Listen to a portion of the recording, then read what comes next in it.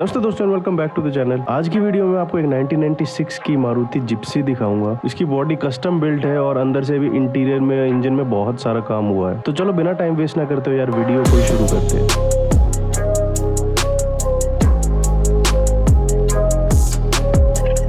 तो इस मारुति जिप्सी को काफ़ी सारी वीडियो में आपने बैकग्राउंड के अंदर देखा और काफ़ी सारे लोगों के मेरे पास मैसेज आए थे कि आपको इसके ऊपर एक वीडियो बनानी चाहिए, तो इसलिए मैं आज इसके ऊपर वीडियो बना रहा हूँ। अगर आपको इस जिप्सी के ऊपर और वीडियोस चाहिए तो मुझे नीचे कमेंट करके बताओ, नहीं तो ये इसके ऊपर लास्ट वीडियो होगी। तो यहाँ पर आप देख सकते हो ऑडी A8L हमारी साइड पर खड़ी है और उसके जस्ट सामने यहाँ पर आप देख सकते हो ये है 1996 की जिप्सी। इसका नंबर DAV8 है जो कि बहुत महंगा है नंबर भी। इस मारुति जिप्सी के अंदर ओवरऑल बहुत सारा काम हुआ है। Custom headlights, custom fog light और इसके अंदर बहुत ही अच्छे मैक्सिस ब्रावो के टायर और अलॉय डले हुए हैं। क्रोम के अलॉय का डिजाइन बहुत फेमस था पहले। इसके अंदर सनरूफ भी है, यहाँ पर ऊपर आप देख सकते हो, और ये बॉडी कस्टम बिल्ट है। यहाँ पर जो आप ये पीछे शीशा देख रहे हो ये वाला, ये एक टाटा सिएरा का शीशा है और ये पीछे की जितनी भी बॉडी है टाटा सिएरा की है जो कि पहले आती थी। यहाँ पर आप देख सकते हो ये अलॉय व्हील्स का डिजाइन बहुत फेमस था पहले, और ये हैंकॉक के टायर है जो कि बहुत चलते थे पहले। व्हाइट लेटर्ड कंपनी से ही है, ये बाद में नहीं किया हुआ, तो ये बहुत ही अच्छे लगते। उस टाइम पर ये अलॉय टायर बहुत महंगे आते थे।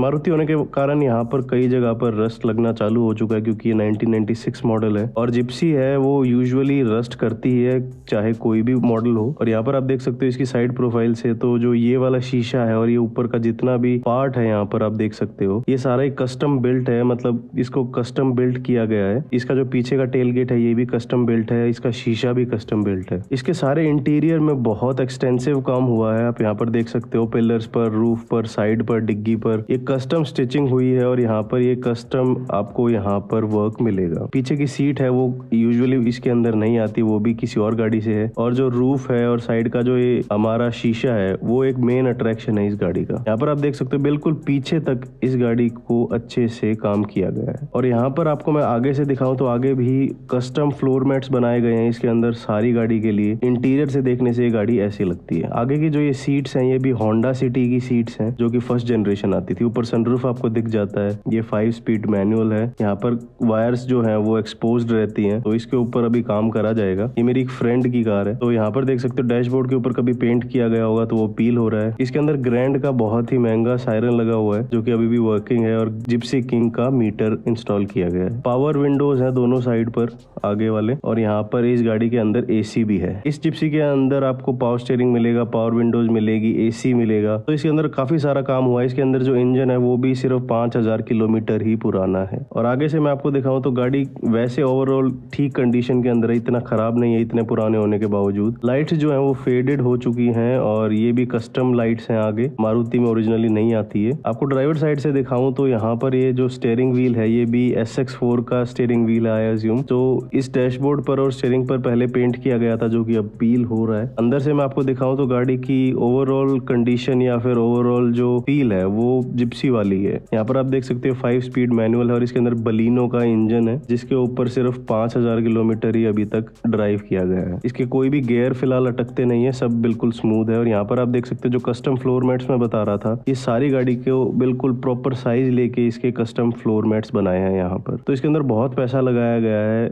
जब इसको रेडी किया गया था। और यहाँ पर आपको देख सकते हो इस साइड पर बटन्स है और नीचे और भी वायरिंग मिलती है जो कि हमारे AC और सायरन को कंट्रोल करते हैं। ऊपर यहाँ पर आपको सनरूफ मिल जाती है जो कि फिलहाल वर्किंग है। यहाँ पर आपको दोनों साइड के पावर विंडोज मिल जाते हैं। और अब चलते हैं इसके इंजन बे पर। तो इसका बोनट खोलने का तरीका थोड़ा यूनिक होता है और गाड़ियों से। यहाँ पर आपको जो इसका बोनट है वो उठाकर आपको पीछे इसके मिरर पर ऐसे लगाना होता है। तो ये थोड़ा डिफरेंट स्टाइल है यूजुअली बोनट खोलने का। बोनट को ऐसे पीछे आराम से रखने के बाद यहाँ पर आप देख सकते हैं 16 वेल्व का बलिनो इंजन है और यहाँ पर आप देख सकते हैं ZF का पावर स्टीयरिंग है और यहाँ पर AC की लाइंस आ रही हैं। AC की लाइंस के अंदर काफी सारी यहाँ पर एयर जो पास हो रही थी उसको हमने यहाँ पर बंद कर दिया था, यहाँ पर ब्लैक सिलिकॉन से। इंजन ओवरऑल इसका बहुत अच्छी कंडीशन में, क्योंकि ये बिल्कुल नया इंजन है और इसके ऊपर 5-6 हजार किलोमीटर गाड़ी अभी तक चली है। यहाँ पर आपको मैं इसका रेडिएटर की कैप उतार कर दिखाऊं तो यूजुअली इसके अंदर रस्ट लग जाता है, तो इसका रेडिएटर बदलना पड़ेगा एट सम पॉइंट। और यहाँ पर ओवरऑल लुक गाड़ी की मतलब सामने से जब बोनट उठा देते हो आप तो ऐसी होती है। तो इसके अंदर जो थ्रॉटल बॉडी है उसके अंदर भी कूलेंट होता है, मतलब वो लिक्विड कूल्ड है थ्रॉटल बॉडी, और इसकी थ्रॉटल बॉडी में थोड़ी दिक्कत है, इसलिए ये थोड़ी सी अभी मिसफायर करती है। ये जो सीट्स आप यहाँ पर देख रहे हो आगे की, ये दोनों ही सीट्स होंडा सिटी की हैं, जो फर्स्ट जनरेशन की होंडा सिटी आती थी वो सीट्स इसके अंदर इंस्टॉल की गई हैं। बहुत ही रेयर है उसकी सीट को भी ढूंढना। जिप्सी का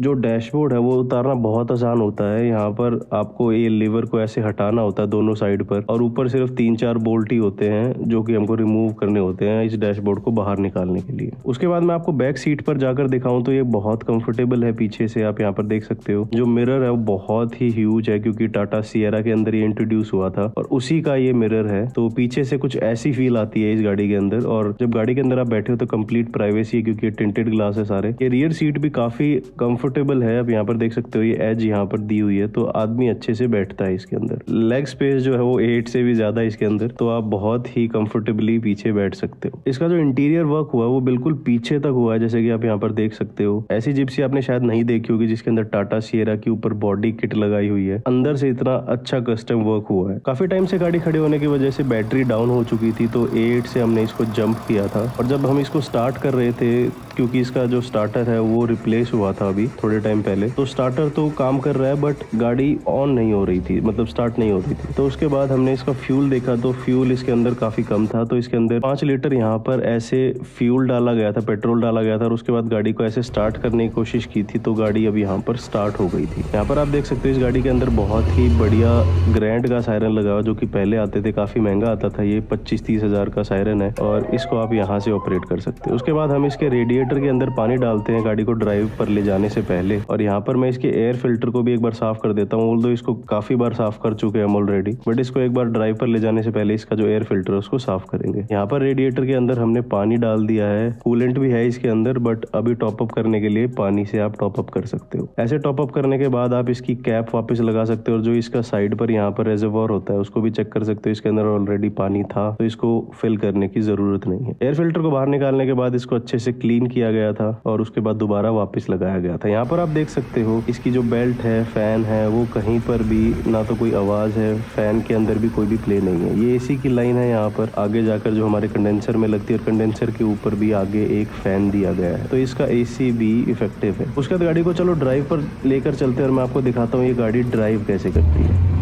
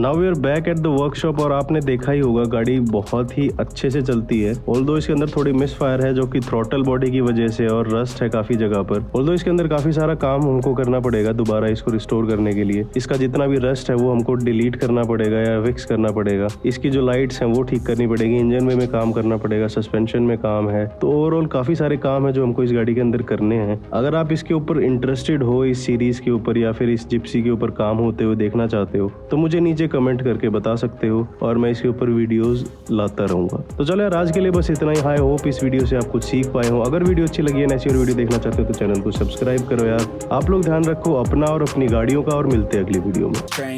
Years in this lane, there's no stopping this flame. Cause I came to the game and I changed it to play how I like, rearranged it to my own domain. Yeah, I got what it takes, made lots of mistakes, taking shots, skipping breaks, feeling lost, feeling great, popping off, singing straight, never stopped, never changed. All the squad here to play and I've got something to say, yeah. I work hard each and every day, I get lost in the words I say, I don't push pause, no I push play, I won't stop till I make a change.